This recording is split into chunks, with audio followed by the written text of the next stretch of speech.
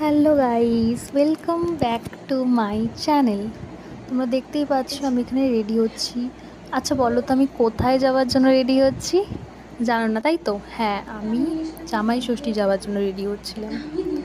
রবিবার ছিল, তো আমার ব্লগটা দিতে খুব লেট হয়ে যাচ্ছে যেহেতু আমি টাইমও পাইনি দেওয়ার। আমি এখানে যেহেতু দেখতেই পাচ্ছ লিপ বাম চুজ করেই যাচ্ছি, তার ভাবলাম যে একটু লিপস্টিকও পরে নিই। দেন আমি আবার লিপস্টিকও আনলাম। আমি সবসময় প্রেফার করি একটু ডিপ লিকুইড শেডে পরা, বাট আমি ভাবলাম যে আজকে একটু নিউড শেড পরি, তো এই ড্রেসের সাথে খুব ভালো ম্যাচ করছিল।